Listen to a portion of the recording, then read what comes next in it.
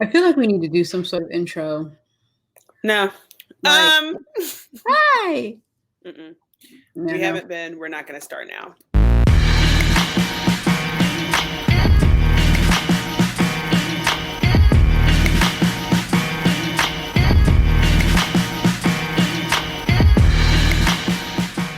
So I've come to a conclusion Okay. that my industry makes your industry very difficult. I'm listening. Okay. So, in my industry, we like to depict the good doctors to be touchy-feely, and they hug on you and they tell you that everything's going to be okay, and they cry with you when something doesn't work out. And then they Okay. they hold your hand. They tell you they're never going home until they find your cure. Yeah. If you hit a misstep, they're just like, "Oh my gosh, we'll get through this together." And people watch those shows over and over again. They watch them and they're just like, "Oh my gosh, this is an incredible doctor," right? And then they get to their actual doctors. We're just like, no, I'm not going to do that. Well, and let me tell you why I thought that. So I don't know if you've had the pleasure of watching, and I use that term loosely. There's a show, I think it's called like My 600-Pound Wait, Life. what term are you using loosely? The pleasure or watching?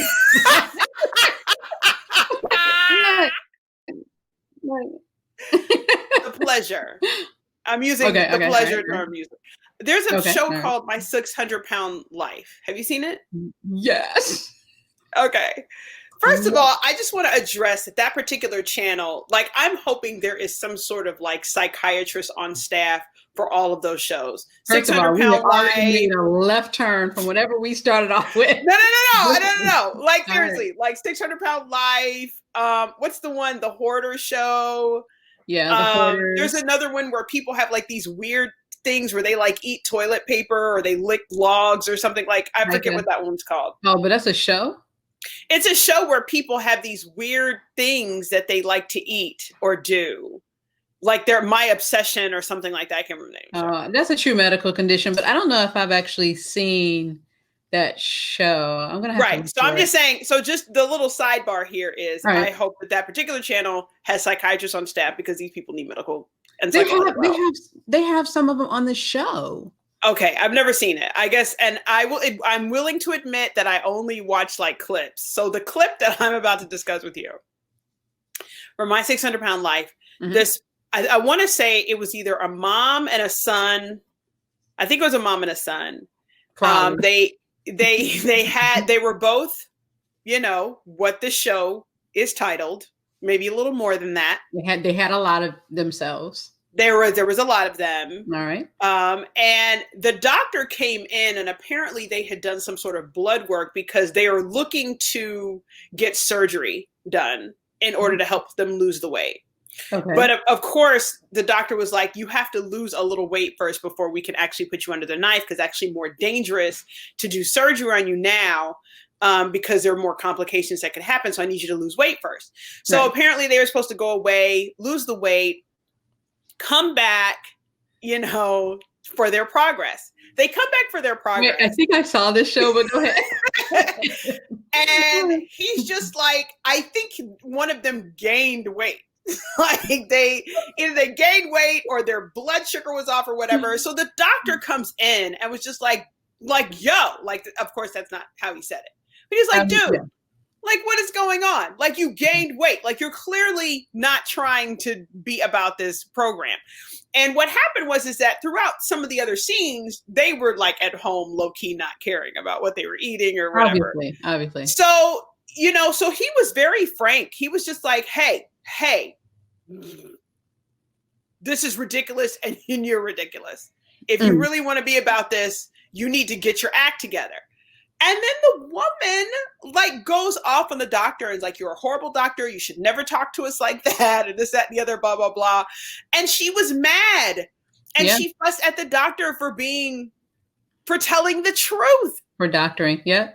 for doctoring. And so I begin to think about all of the stuff that I've seen on social media. And you know me, I troll Twitter and all the other stuff. And I'm always very interested in to see how people are just like, how dare that doctor tell me that I need to do this, that, and the other, blah, blah, blah. And and then I like go to shows like, you know, Grey's Anatomy or ER or whatever, and the good doctors are like incredibly good looking, like they're the Patrick Dempseys and the Morris Chestnuts, right. You know, and they hug and love on their patients, and I'm just like, I wonder what makes a bad doctor really. What makes a bad doctor really? Because I don't know if people know based off of how we write them, how the entertainment industry writes a fictional doctor. Right. They're incredibly good looking always, for the most part. The bad looking ones are usually the bad ones. The good ones are incredibly good looking. And they always have this incredible amount of time to spend with their patients. Like they don't go home. That's not in real life, and that's y'all's fault. All you all creatives. No, we only got 15 minutes, 20 minutes to do a follow-up visit. But yeah, but no, so then it made me start to wonder, did you see these people, especially, we could have a whole nother episode on just your industry alone. Just your field alone. Gynecology, obstetrics, and when people are just like, nope, you know, this doctor wouldn't let me, you know, have okay, so save it for that next episode. Okay, I feel the right turn. I'm going to try. That is my goal today, to keep us on the same street. Good luck, because we're not staying on the street, but go ahead. Never stay. At least sometimes we go into a driveway. So to answer your question, what makes a bad doctor in your field? As far as what's portrayed on television or on the movies? No, we know what, so the bad doctors in the movies kill people, like, you know, well, so I mean, for obvious reasons. That's what happens in like real life too, like the obviously bad doctors kill people, but I want to know, like, based off of the iconic doctor that comes in and he's got on like jeans and a t-shirt and he sits next to the bed and interlaces his hand with the patient and puts his chin, you know, it's just like, let's talk about this diagnosis. Tell me your story.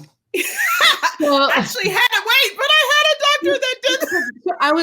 That's the reason why I said that. So, you know, I think that, you know, there's so many multiple personalities that are in my field, in many fields, but in my field.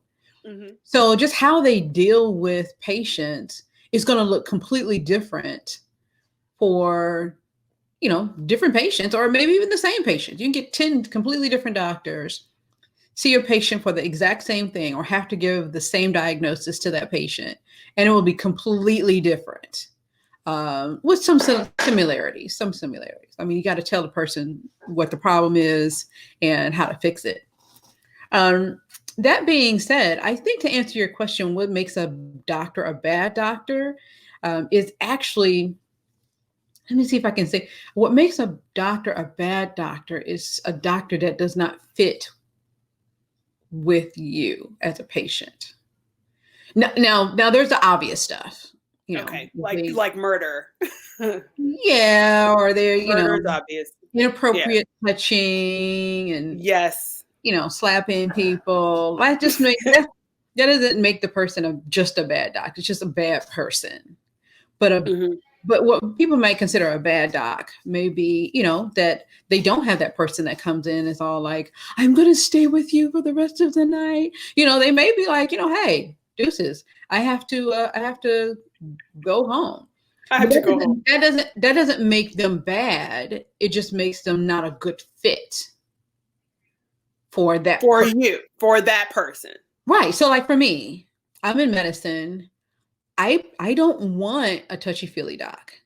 Mm-hmm. I don't want anybody walking in the room, you know, tell me your story. You know, as a matter of fact, if I can figure out how to do my how to do my own procedures, I would, but I can't. So you don't have to waste your time, all that counseling stuff, walking around, do what you got to do. Let's go. You know, that would not fit for other people. Like I've actually had docs. I was just like, oh, he has terrible bedside manners. He's an excellent surgeon. I want him. So yeah, that's like an Uber. Like an Uber. It's like an Uber driver where you're just like, no, I want this one because he doesn't talk. Yeah, well, people who are just like, he didn't talk to me. 1 out of 5 stars. Like, you know, that Uber driver would not fit with me. Like the ones that, you know. How gangster would it be if we could choose our doctors like we choose Uber? That'd be great. Oh, wait, I guess we. Oh, wait. There's a website. I guess there is. There's like a website you can go to and be like, this doctor doesn't talk to me. 1 star. You know, there's so many. First of all, why are you going to have people? Why are you telling people to go and rate doctors a 1 star? Because they don't talk. And, you know, they didn't talk to me. That whole rating thing is new to medicine anyway. I'm not going to say for or against, but it's definitely new. Unfortunately, I know that there have been people that are rated doctors or hospitals poorly because of a diagnosis. You know, so they're blaming the physician because they have something that they caught. Yeah. Like, that's just like that lady on the show that you were just talking about, My 600-Pound Life, was just like, you don't know me. I don't know you. Even though she's the one that's frying the chicken in her bed. Yes. You know, with this, you know, and she probably actually was. You know, even though she's doing that, you know, she blamed the doc for it. She would give him a 1 star. It's not his fault. Now, could he say it differently? That being said, though, some of the most beloved, well, she wasn't a bad doctor. So the doctor on Grey's Anatomy, in fact, you got that nickname in residency. Why you gotta bring her up? I don't remember her name. I never even watched Grey's Anatomy until someone, I think it was a medical student or intern or something, was just like, you are you're like what they either called her the Nazi. They called her the Nazi, which you realize now is probably like so Grey's Anatomy 10 years ago would not fly with Grey's Anatomy today. But that was something that they started. Yeah, the Nazi. They started. Was her name Dr. Bailey? Yeah, it was Dr. Bailey. It was. So they called her Dr. Bailey. She was a good doc, but she wasn't considered to being like having the nicer attitude. I felt like she was a little bit more towards what real docs are in real situations than like doctors sleeping with each other in call rooms. Wait. We jumping from, you know, adultery to patient care. Like, wait, hold on. So first of all, she wasn't necessarily the norm. Like in emergency situations, you do have to make some decisions, and you don't have the time, I think, as a physician to, you know, really counsel the patient the way they probably want to hear it. There's still a balance, but you still kind of have to say, hey, we got to go. You know, she could be a little jerky. And all of the surgeons weren't like that. She was like that. But yeah, she was a good doc. But hey, another example.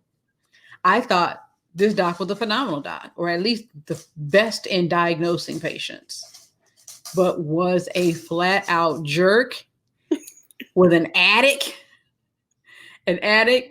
Oh, House. Dr. House. They built the whole series on how phenomenal he was, but garbage at bedside manner. Not just bedside manners. Just his whole life. His whole life was jacked. Like he had poor bedside manners. He had poor interactions with his colleagues, with those that were in training. He abused them. You know, he was addicted to opioids. Yeah, I was like, pain mess. He was like hallucinating. I was just like, what is going on with Dr.?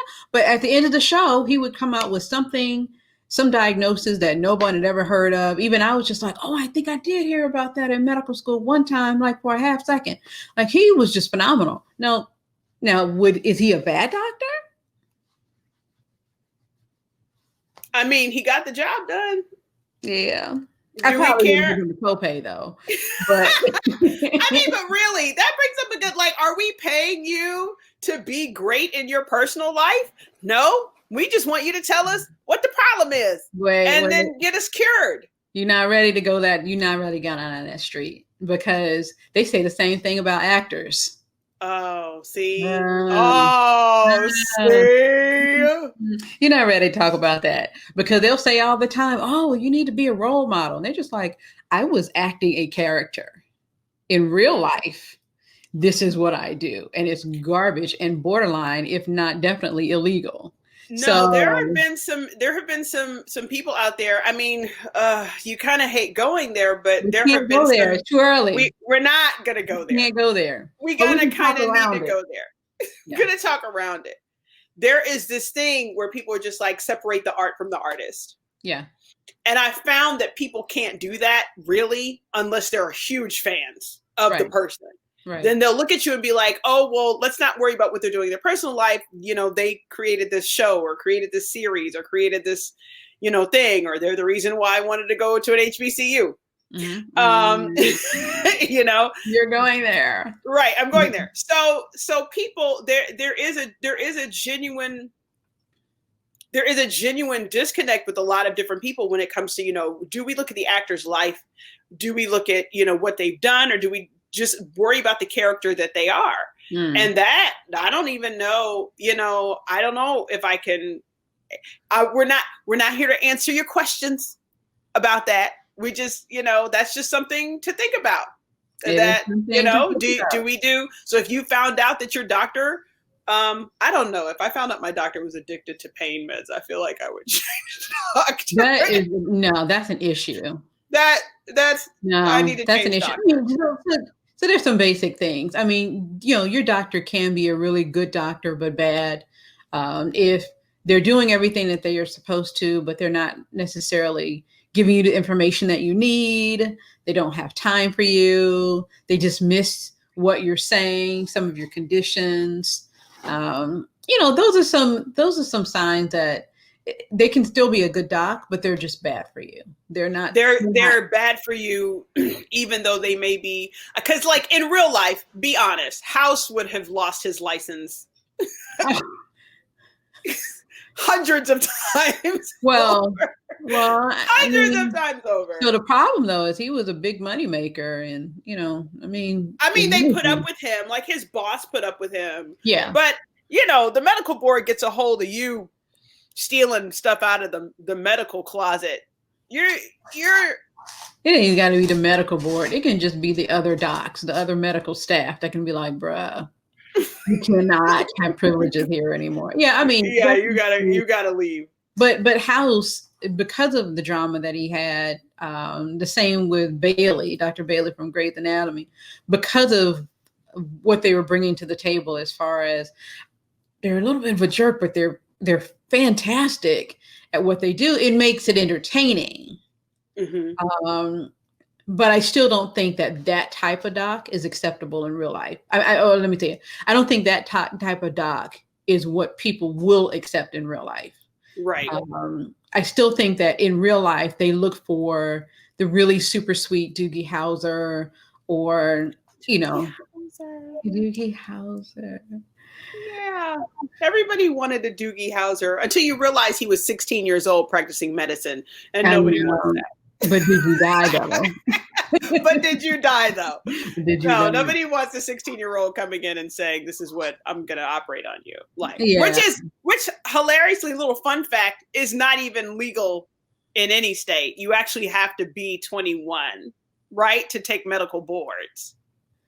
Isn't that right? I'm not going to even lie and say I know. You don't know? Yeah, I think I'll add it in post. But We'll put it in You can post. go ahead and edit that out for me because I sound like right. you. I have no idea. I wasn't 21. I was way more than 21. But I think in certain states you have to be a certain age to take medical board. So Doogie Howser, MD, the show, was completely fictional.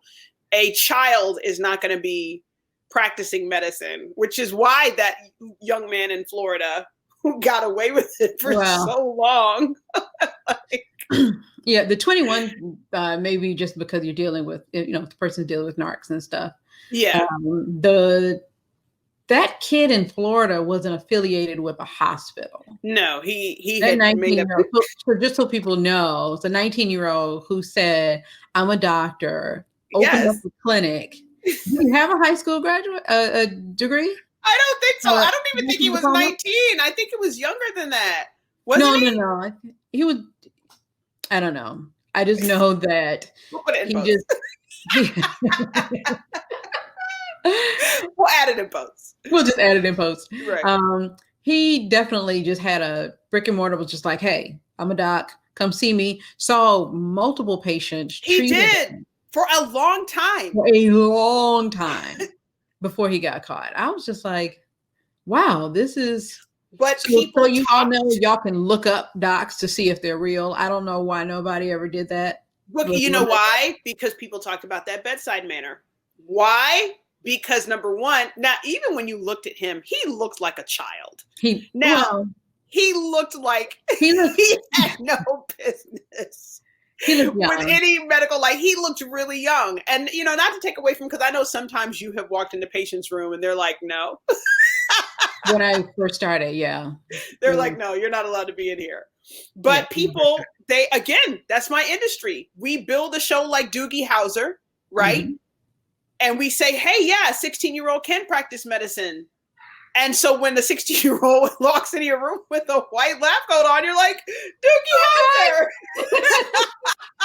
Come on in. Yeah. Not even knowing that there is no such thing. Like, that's not even a thing. No. Bad doc. It doesn't, 60-year-olds can't practice medicine. And I take, as a creative, I will take a little bit of a responsibility for creating this, a little bit of a responsibility, creating these, false ideas that McDreamies and McSteamies exist, and are waiting to be at your every beck and call. But I think in your defense, just for a second, people don't want to watch anything on a big screen, computer, device, anything, and see real life, especially if it's not favorable for them. They want to live in this dream bubble. The biggest issue is when they try to take that dream bubble that they see on the screen and bring it into real life. And that's just like, no, that's not how it happens. That's where the dysfunction is. That being said, your doctor shouldn't be a jerk to you. Like your doctor should never be a jerk to you. They shouldn't be the house or the Dr. Bentons from ER.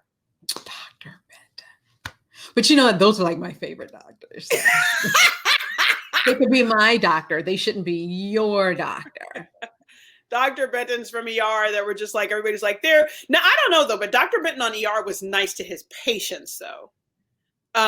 He wasn't to his colleagues or any of the residents, but oddly enough, I think even, let's say I'm diving into something that I know you don't remember.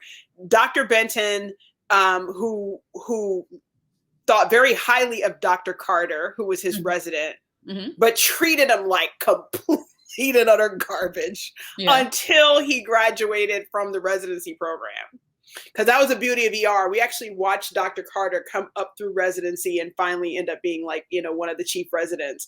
And that's when he gave him his props. And he was just like, you're actually an amazing doctor. And I think he gave him like a gift or something. But he treated him like utter garbage. Yeah, because you don't want to give him the big head and not think that he don't need to improve. Was residency like that? I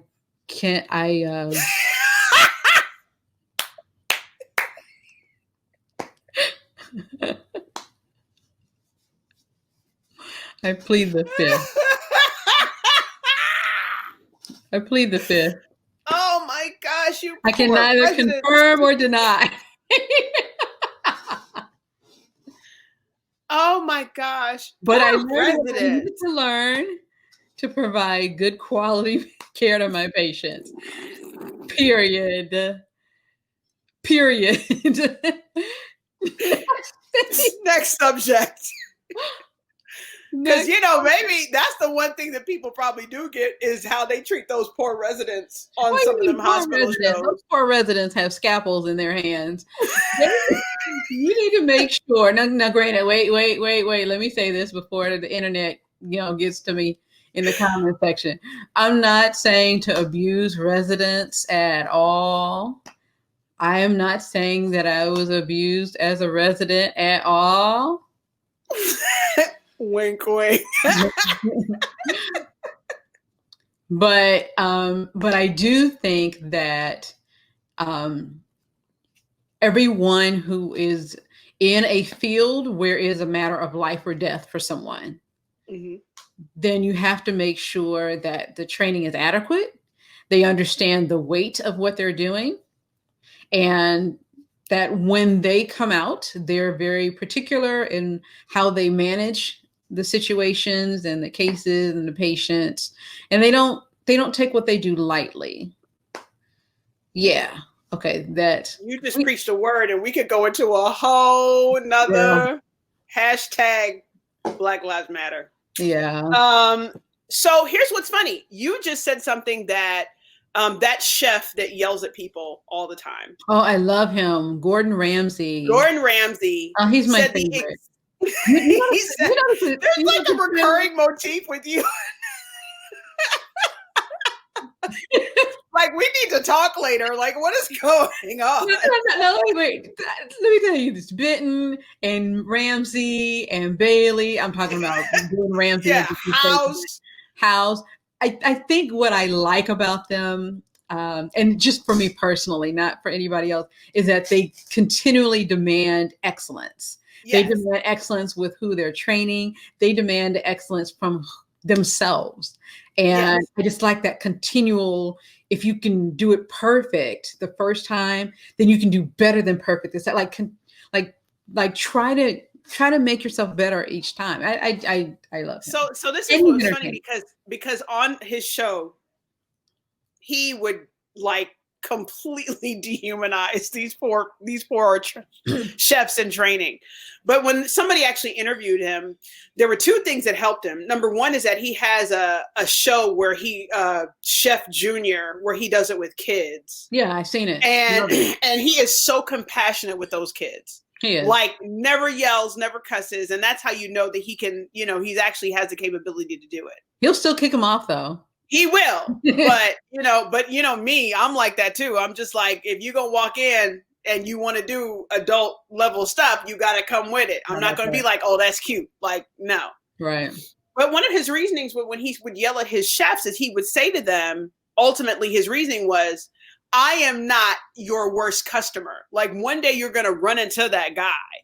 And you're going to not only need to handle yourself, but be able to still present a kind of, dish or whatever to them, and know that you're still a good chef. So if I'm the worst you've ever dealt with, there's nobody you can meet after you get out of my training or out of the show that is going to make you feel like you can't do something.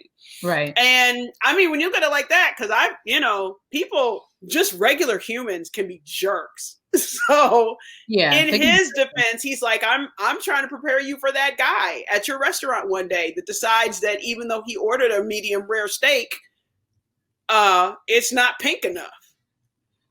Even though the book says it's not supposed to be as pink as he wants it. You want rare, sir. You want it raw. The way Ramsay is to them, would you say that Ramsay is a bad chef? No, he's a phenomenal chef. I mean, that's been proven or and or. But he's a jerk.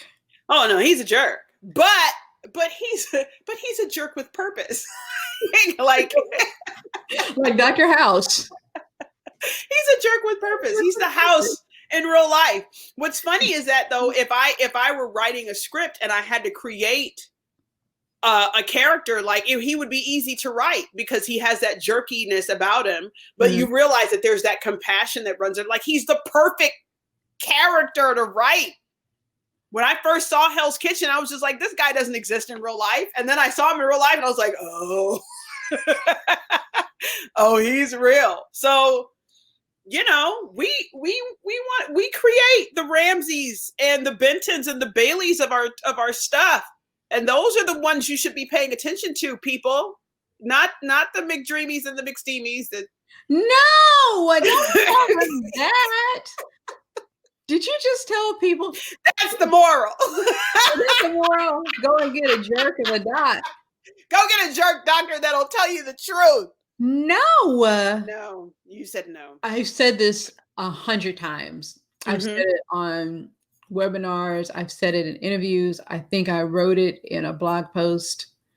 But people spend more time choosing the type of car they want than who they want to take care of them.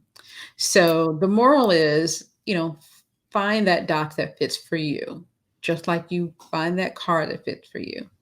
You know, if you like the doc, but maybe the staff doesn't fit, there are other options. You know, find that other option. That doesn't make them bad or her bad or they. I got to remember those pronouns. But, you know, definitely find somebody that fits for you. Me, I'm looking for Dr. House. You and Dr. Benton and Dr. Those are my docs. In conclusion, bad docs are docs that kill you, or I mean, you wouldn't know, right? Or doctors that don't fit you. And the entertainment industry has some of that for everyone.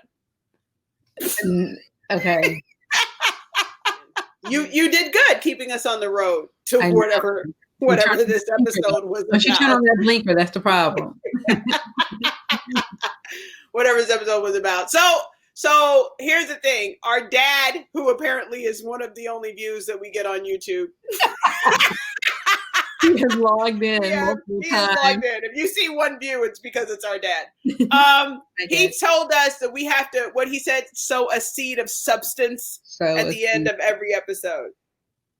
Yes. So we're gonna have those moments now. Instead of calling them morals, we'll call them seeds of substance. Seeds of substance. Seed of substance. Seed of substance.